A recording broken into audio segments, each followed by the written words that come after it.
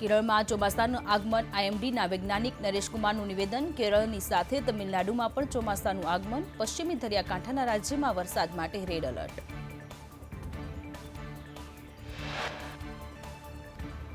ગુજરાત માટે orange alert 5 દિવસ સુધી ગુજરાતમાં ભારે વરસાદની સંભાવના લો પ્રેશર ગુજરાતના બદલે કર્ણાટક મહારાષ્ટ્ર તરફ અરબ સાગરમાં વેલમાર્ક પ્રેશર ડિપ્રેશનમાં ફેરવાયું રત્નાગીરીથી 40 કિલોમીટર દૂર ઉત્તર પશ્ચિમમાં ડિપ્રેશન છે આજે કોંકણ પાર કરે તેવી શક્યતા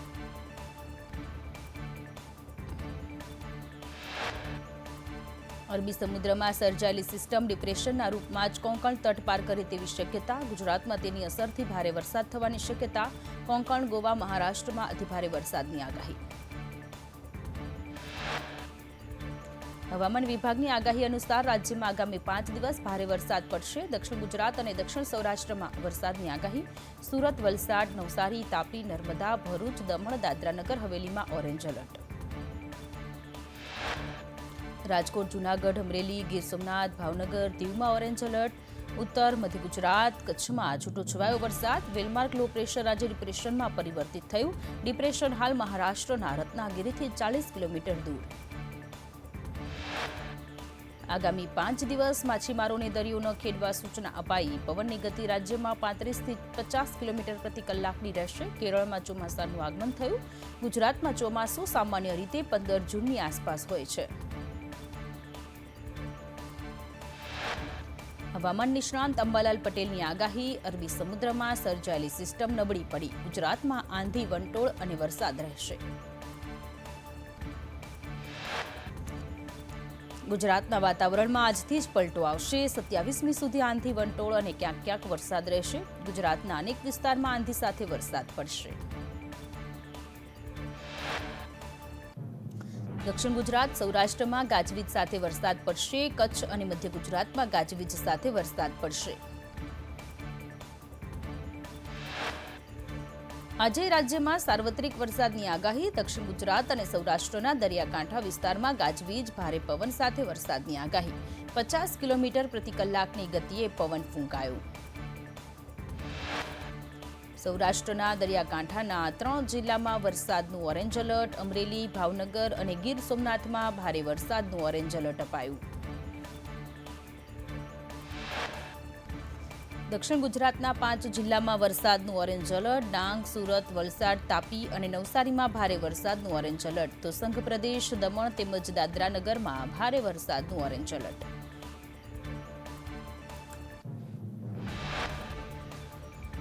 ઉત્તર ગુજરાતના 5 જિલ્લામાં વરસાદનું યલો એલર્ટ બનાસકાંઠા સાબરકાંઠા પાટણ મહેસાણા અરવલ્લીમાં યલો એલર્ટ મધ્ય ગુજરાતના 11 જિલ્લામાં વરસાદનું યલો એલર્ટ ગાંધીનગર અમદાવાદ વડોદરા મહીસાગર ખેડા આણંદ ભરૂચ નર્મદા દાહોદ પંચમહાલ અને છોટાઉદેપુરમાં યલો એલર્ટ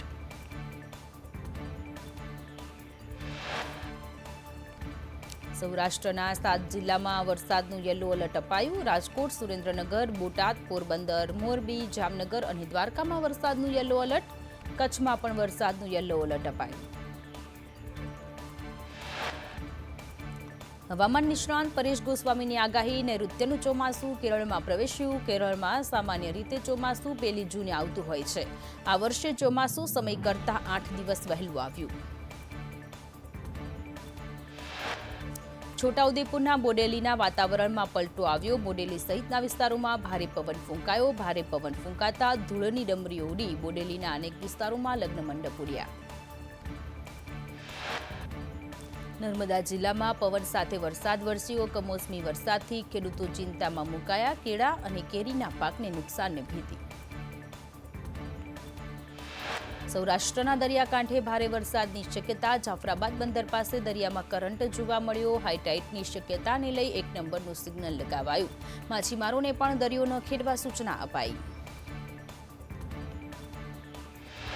વલસાડમાં માટીથી રસ્તા લપસણા બનતા લોકો પરેશાન વરસાદ પડ્યા પછી રસ્તા પર માટી ફેલાઈ ગઈ બાઇક પર જતી મહિલા ચીકણા રસ્તા પર લપસી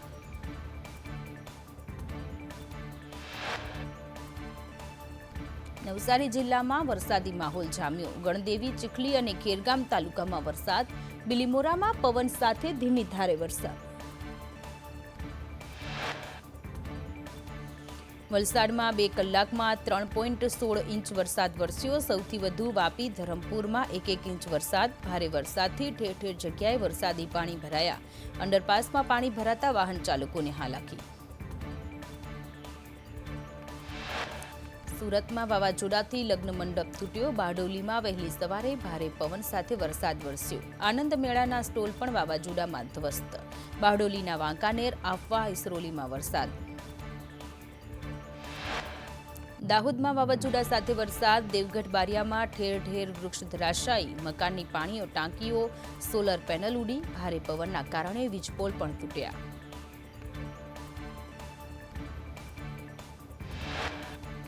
તાપી જિલ્લામાં ગાજવીજ અને પવન સાથે ધોધમાર વરસાદ. વ્યારા, સોનગઢ અને વાલોડ તાલુકામાં વરસાદ. ઉચ્છલ અને આસપાસના ગ્રામ્યમાં વરસાદ.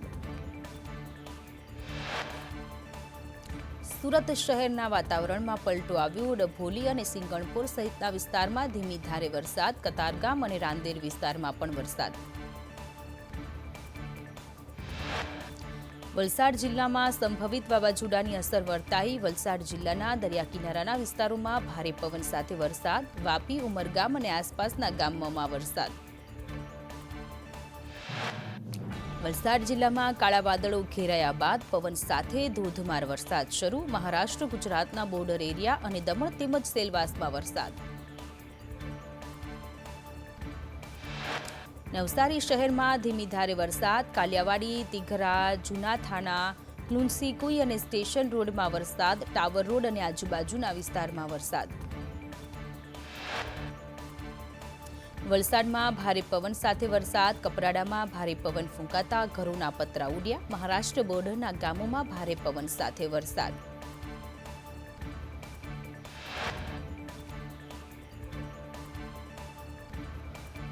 તાપીના વાલોડમાં વાવાઝોડાથી નુકસાન. વાવાઝોડાથી આંગણવાડીનો પતરાનો શેડ ઉડ્યો. વાલોડમાં ભારે પવન સાથે કમોસમી વરસાદ. વાવાઝોડાથી વીજતાર અને વીજપોલ તૂટ્યા. ગીર સોમનાથમાં ભારે પવન ફૂંકાતા સોમનાથ રેલવે સ્ટેશનની સોલાર પેનલો ઉડી. સોલાર પેનલનું સ્ટ્રક્ચર રહેણાંક મકાનો પર પડ્યું. ઘટનાને લઈ સ્થાનિક તંત્ર દ્વારા નિરીક્ષણ કરાયું.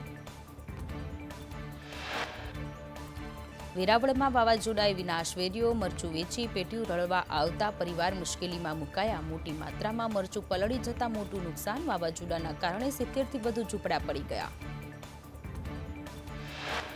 રાજકોટમાં વરસાદથી બાગાયતી પાકને નુકસાન. કેરી, દાડમ, કેળ, લીંબુ સહિતના પાકને નુકસાન. કિસાન કોંગ્રેસના નેતા પાલ આંબલિયાની માંગ. સરકાર સર્વે વગર તાત્કાલિક સહાય જાહેર કરે.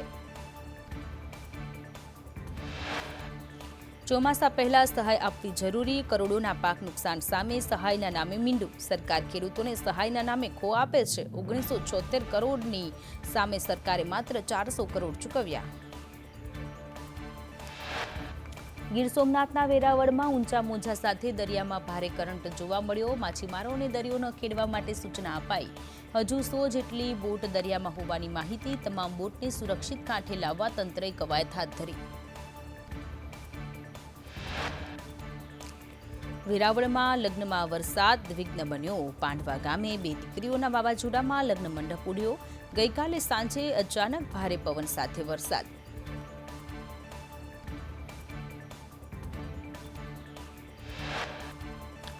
ભારે પવન સાથે વરસેલા વરસાદે વિનાશ વેર્યો. બંને દીકરીઓનો વિદાય પ્રસંગ પણ ન સચવાયો. જોકે સદનસીબે કોઈ જાનહાનિ ન થતા પરિવારે હાશકારો અનુભવ્યો.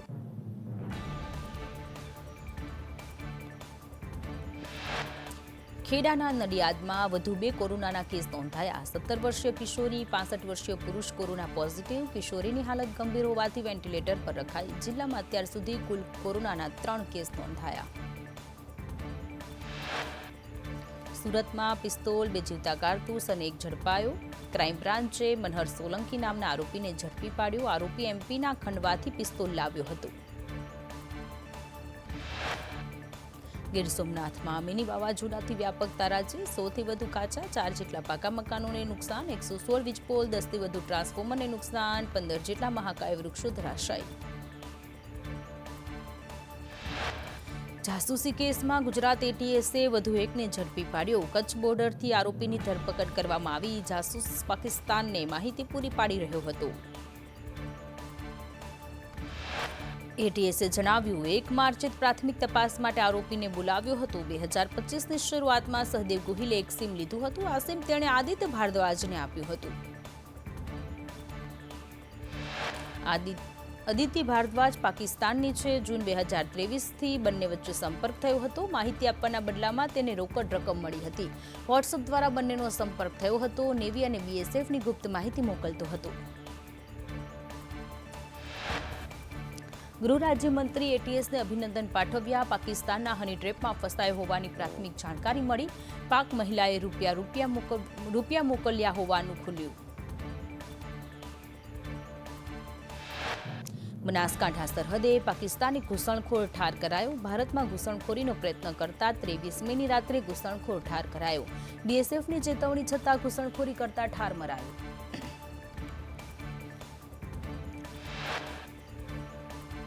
રત્ન કલાકારો માટે રાહત પેકેજની જાહેરાત. રત્ન કલાકારોના બાળકોની શિક્ષણ ફી સરકાર ચૂકવશે. ઇલેક્ટ્રિસિટી ડ્યુટીમાં 1 વર્ષની રાહત અપાઈ. 1 વર્ષ માટે બાળકોની સ્કૂલ ફીનું પેકેજ જાહેર. 13,500 રૂપિયા સુધીની શિક્ષણ ફી સરકાર ચૂકવશે.